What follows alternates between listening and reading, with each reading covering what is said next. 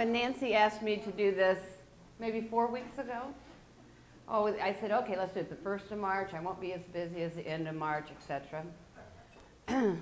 We had 2 semis come in this morning with bare root nursery stock, which means you should have seen me before I had coveralls under all the way down. I told Jan that works with me, I said, what I ought to do is dress in these coveralls and then unzip it and come out, you know.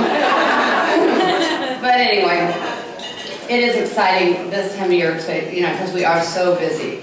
And all the new things that are happening and all the, you know, there's so many new and different plants that we order every year, so we try some different and new things. And gardening is one of America's favorite pastimes, because a lot more people are staying home because of, you know, money, and, you know, traveling isn't quite as convenient as it used to be. Oops, Anna.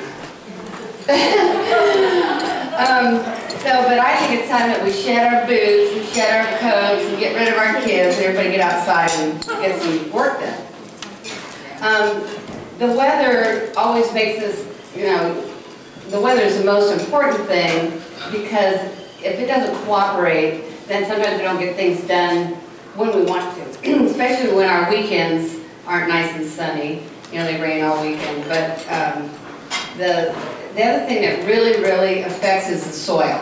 And if the soil is not perfect to work, then you can really make it worse. You know, and I don't know that it's one of the most important things, but I don't know if everybody knows that. You never want to till the soil if it's wet, or you don't want to even work it at all until it's, you know, starting to crumble. And the other thing about soil is, I mean, everybody's soil in all parts of Fairfield is different. A lot of people come in and they say, you know, I want to grow this or that, and I say, where do you live?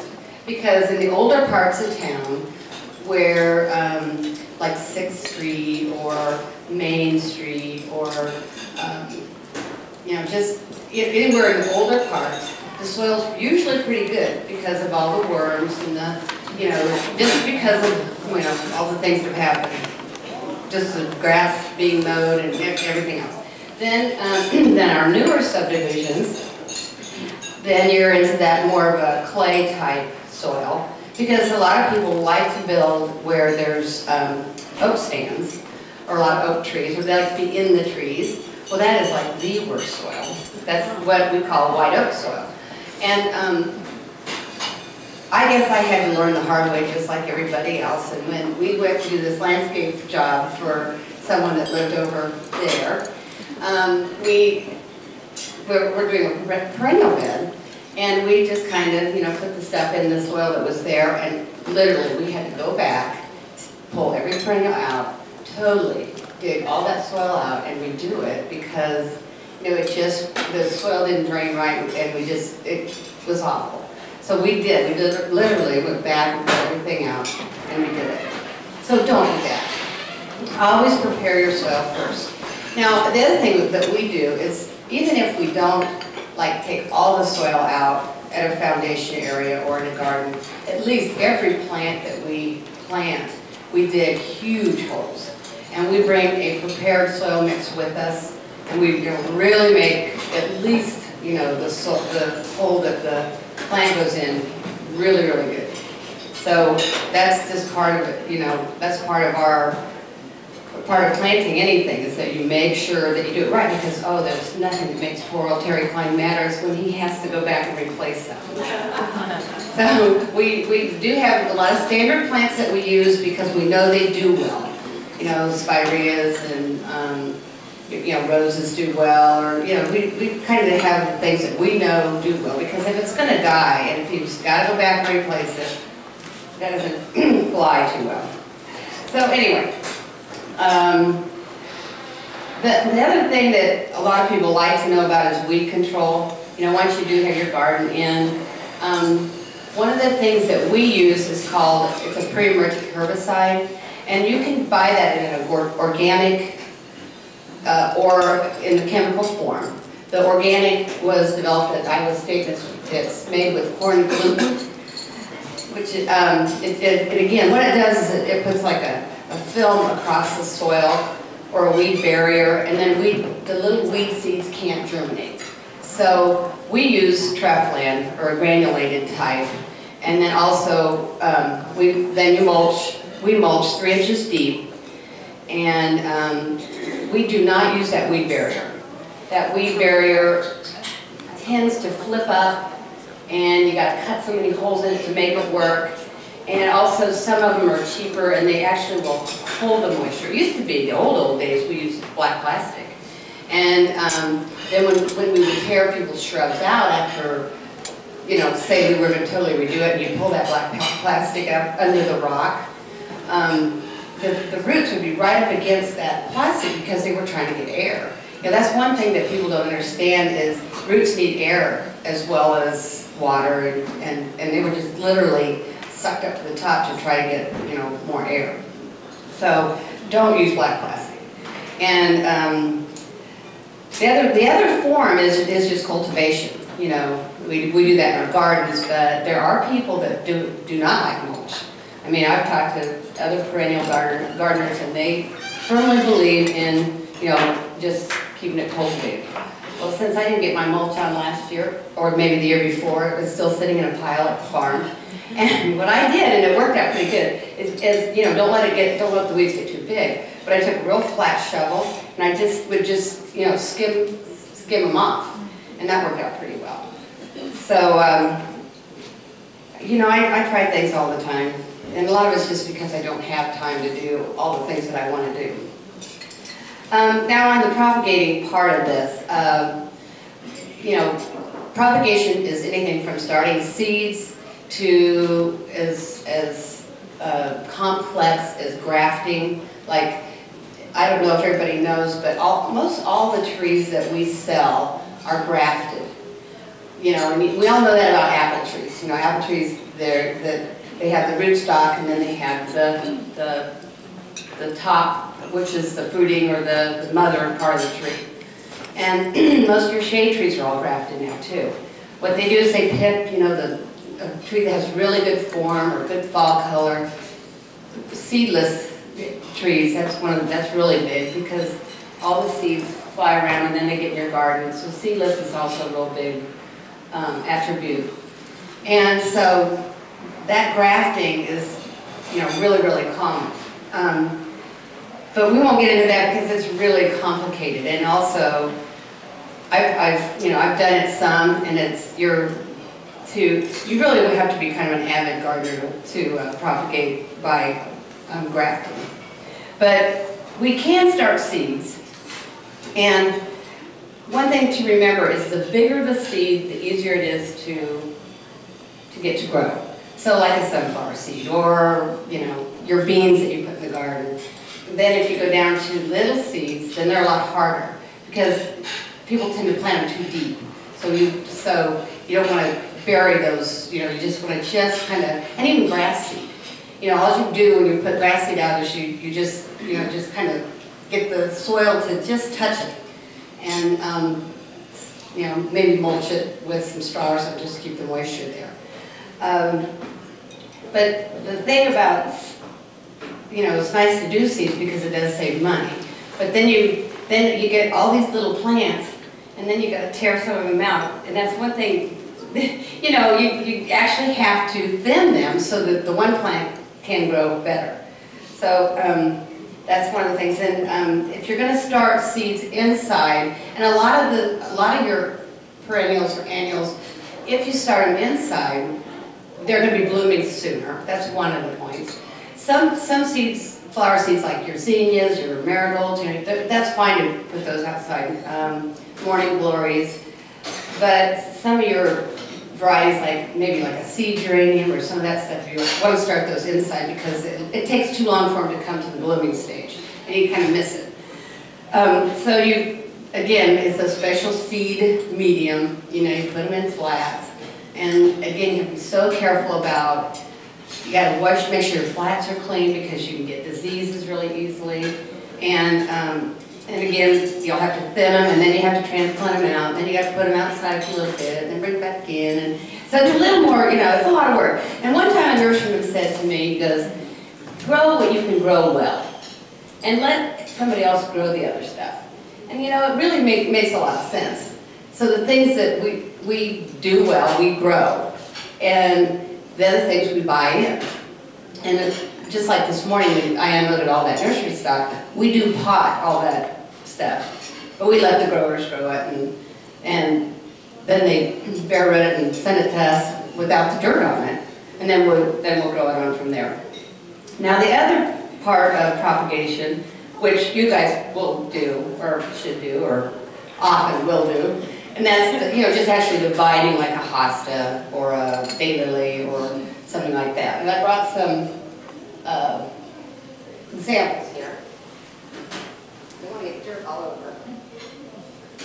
But if you have, this is a hosta, I know it's hard to tell. But what you want to do though when you're dividing it is you want to make sure that there's some noses there, so that there is, you know, there is a what we call noses, or the stars, and that also that there's roots attached. And I think that one of the things that a lot of people do is when they're dividing, they divide, they'll pop it up and they'll think, okay, gosh, I get right 5 plants out of it, and you actually do it too small. You're really better if you get a nicer, bigger clump. And again, if you do it too small, it takes it too long to bloom. So you want to make your things, you know, do them a little bit bigger. And I've seen Terry Klein on the job. He'll, like if there's a big hosta and we're revamping somebody's shady gardens or whatever, and he'll just actually take a hunk out of that, leave the biggest part of the plant, but take out a section and then replant it in another spot, you know, just to kind of move things around. So that's another thing. You don't have to actually dig the whole plant up. You can just dig a portion of it out. And all different perennials, there's different ways of dividing. Now this is an iris.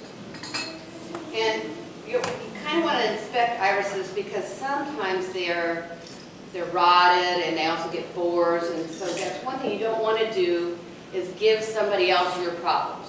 Or spread your problem throughout your garden. So you want to really make sure that that the plant is really healthy when you do the divisions. And some plants aren't as easy to divide. I mean, this is just a yarrow, which is really fairly simple. But you know, you just simply, you know, just take a knife and just cut it. But again, making sure that you've got roots. This knife I have used in college. And that's 25 years ago. Anyway, I knew this was going to happen. Should have your gloves on. Yeah, well, then it bothered me. Okay, so there you go. And the other thing, when you replant stuff, make sure that you put it the same depth. You know, don't plant, definitely don't plant deep.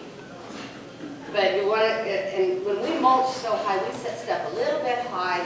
And also when we make these holes, of course maybe it's going to settle some. So we set stuff just a titch high. So if it does settle, that the crown isn't too deep. So that's really important too, in everything. I think that's enough. What time of year do you do this now? Well, really the best time is spring, before they get too big, or early autumn. Now some things, if you do them in autumn, you have to, if it's like a ground cover or something, or if it's a plant like a juga or a strawberry that might heave out of the ground, you want to do it early autumn. Because if you wait too late and then that freezing and thawing happens, then it can actually kick them out of the ground. So there's a few perennials that you don't want to move too late. And you do want the roots to kind of get established before winter comes.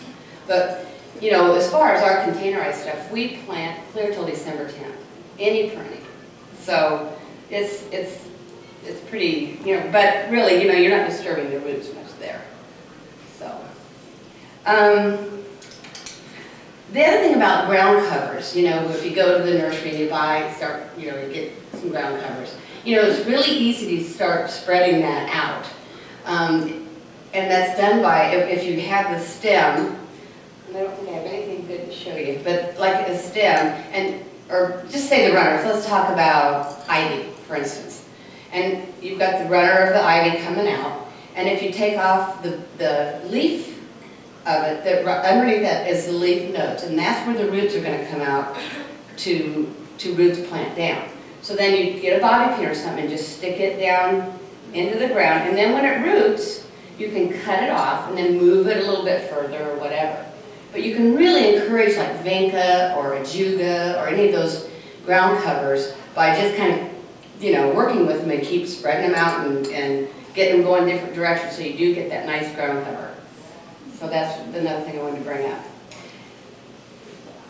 Is there any questions? Yeah, yes? Well, I mean, ground covers are perfect. I tried to plant some big and stuff, but the creeping Charlie just made it impossible to separate. How do you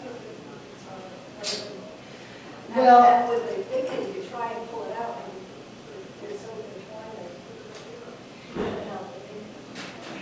I'd like to kill the guy that brought Creeping Charlie into this town.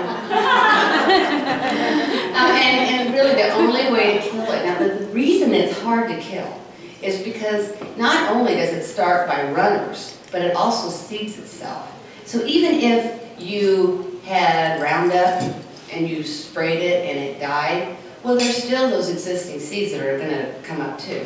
So there are some products out there that are actually specific to Creeping Charlie. And the chemical has to be, and it is chemical, but it has to be, and it's almost like 3 chemicals together that, you know, like 2,4-D and Trimec and, you know, another chemical, just, you know, to be powerful enough to kill it.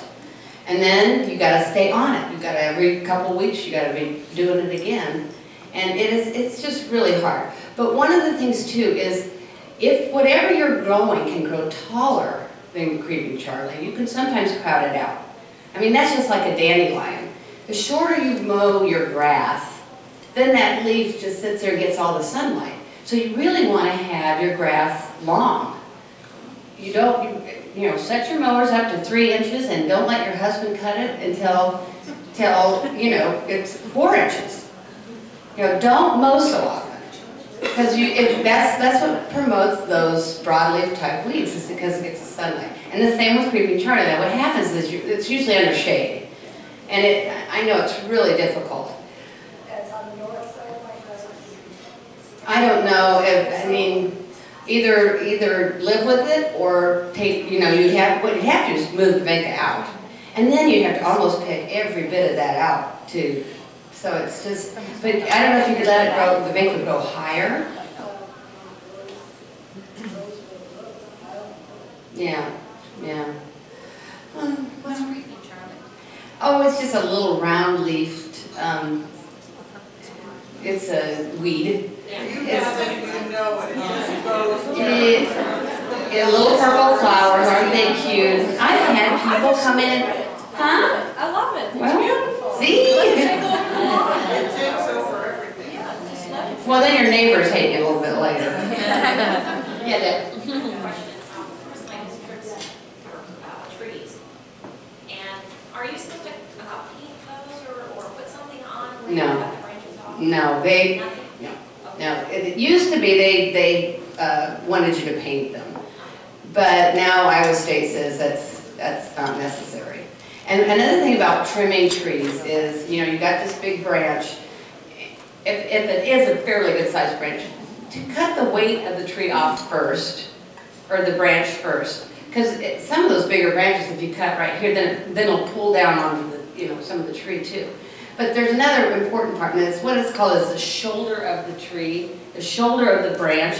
And if you look at a tree branch, you'll see what I mean. It's almost like this wrinkly, you know, area. And you want to cut just on the outside of that, because the callousing and the healing part, it just makes it easier for it to heal.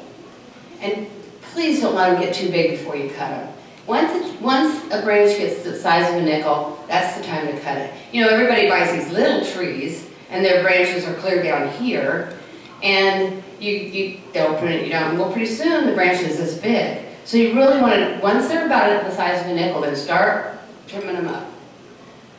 Then it's actually better for the tree. The little caliper, the tree will get, you know, better caliper. Yes. We had a huge lilac bush in front yard, and my husband last year decided that it was just too big. It was probably 15 feet tall. They get that big. Yeah, so now it's 4 feet tall. And it has all, and somebody that knows about bushes said, oh my God, what did you do with that bush? You know, so are there rules for trimming, you know? Oh, yes. Yes, there's volumes of books on, I mean, really, and even sometimes if I don't know, I've got books that tell how to prune every kind of shrub. So, you know, you can open it up and look. You know, if someone comes in and wants to know how to do a wisteria or something that I'm not as familiar with. But it's going to suffer now because he's cut off some of those major big branches. But it will bloom again if it gets enough sunlight. I know your yard's pretty shady, isn't it? Yeah. So, you know, it'll just be really bushy, you know, and you might want to, at some point, even choose some of the bigger canes and let those grow on up. I don't know. You can cut a lilac way back. It doesn't hurt that much. You'll just be full of it. We might not bloom this year. That's the one thing about lilacs. If you need to prune them right after they're done blooming, and don't prune them late in the summer because the bloom buds are made during the summer, and then you cut them off. So you do want to do. If you're going to prune lilacs, prune them right after they're done blooming. Yes. Sometimes you buy plants and when you go to take them out of the pot, they're so good found because you bought them, you know, later than what they should have been planted. Do you cut off some of them? Do you reach your fingers in and pull it apart? Do you plant it just as it is? I usually mess with the roots a little bit.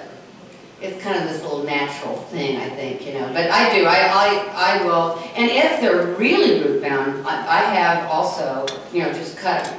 You know, take my spade and just, you know, because that's where the new hair roots are going to come from.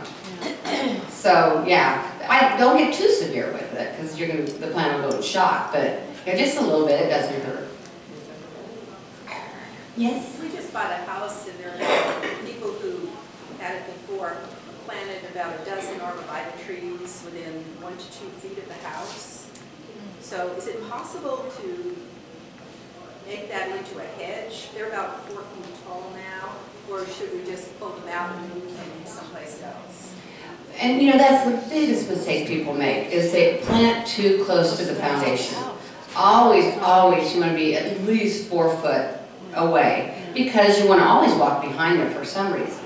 And you know, later in life you're trying to wash your window and you're getting goosed by a juniper and you know, who likes that?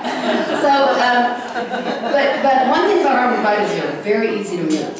So if they're only this tall, then early in the spring, you know, try to get a nice ball with them and maybe, you know, put them someplace else as a hedge. Are they the pointed ones? And they're all along the foundation? Do you live out on Pleasant Plain? Yeah, I've seen those. But they're not too big. They'd be easy to move, and then you can start over because they're very. That's the wrong planting for the wrong place. But they're very easy to move out and real successful. Just plant them same depth. I heard about a grass called buffalo grass that supposedly is native to the Midwest and only grows 4 inches tall, so that you don't have to hardly ever mow. Is that, do you know anything about it or where to get it? Yeah, but the one thing about buffalo grass, what is it? It takes maintenance. I mean, because until it gets really established. Because I blew it when somebody planted some for me. I didn't pay attention to weeds and other grass got it before it matured. There's something though about this where we're at that it doesn't really like it. I think we're a little too arid, a little too hot and windy. I mean, you can try to grow it, and I think what my research is the same, is that it really takes a long time to establish. And you know, there are some newer fescues that are, you know, there's different kinds of fescues called low grow. Now it'll get 8 inches tall, but on a hillside or something it doesn't really matter. And we've had really good success with that. Yeah, even with grass seeds, they've really got, you know, if you've got poor soil, they've got a grass seed for it. So it's getting better. Yes, Tim? Pampas grass, you know, Mhm. it comes up, and right now you can see it and it's, wintered all year. Do you cut that off now? Cut it to the ground. Okay, now if I wanted to transplant it, can I just take a spade and dig some out? Or- That is the hardest stuff in the world to dig. Grasses are very, very tough. I mean, if you had a really sharp spade, you might be able to take a clump out of it. And if it has some suckers, you might be able to pull one of those off. But almost with grasses, you almost have to have a tree spade or a saw to actually saw through some of those grasses. But you can try to even get a little bit of it and, just try to get some roots on it and try to start some roots off. Yes, grasses should be cut to the ground in the spring. Spireas, potentillas, cut them back to 8 inches. Then they'll be nicer and fuller and bloom better.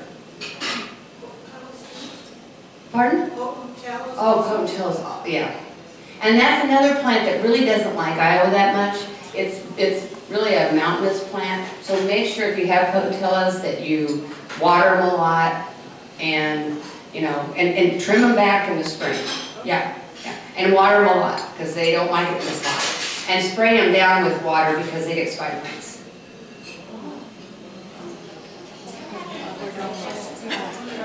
For deer, well, you have to do what poor Oakwood Nursery did. We fenced in all of our nurseries, totally, and big tall fences and.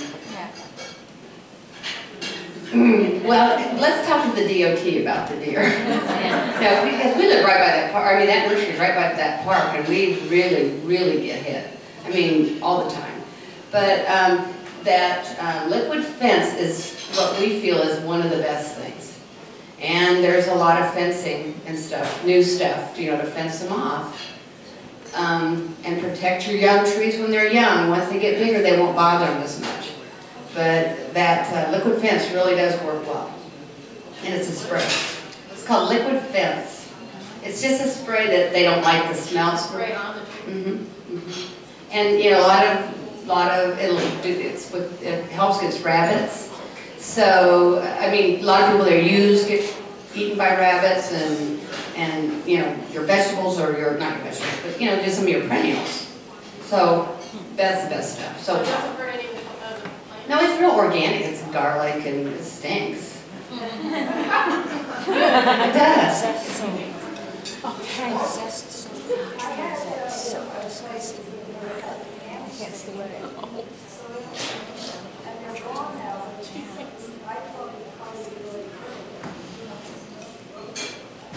Oh, really?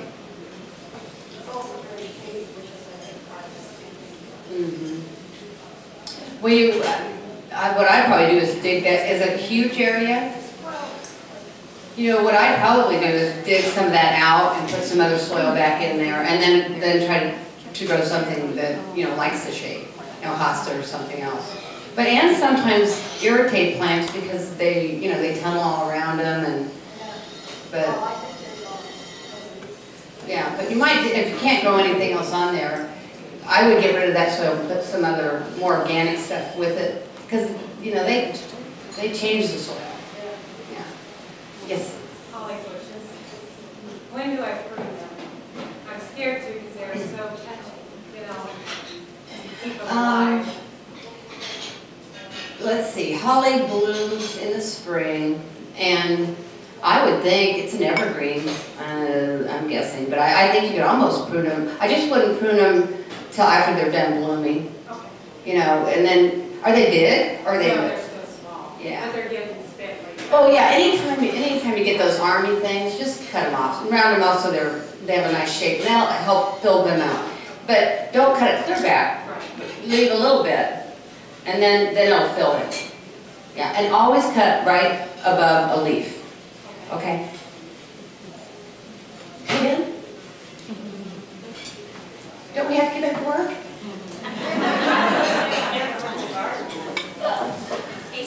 Yeah. What's the latest you can transplant trees? Well, you just want to do it when they're dormant. So, before their leaves come out. So, and some trees do not like to be moved in the fall. Oaks, silver maples, So those are the trees if you're gonna transplant oak trees, like pin oaks or whatever, you need to move those in the fall, or spring. And some trees will move great in the fall, but some of them don't. So that's, people have a hard time with oaks.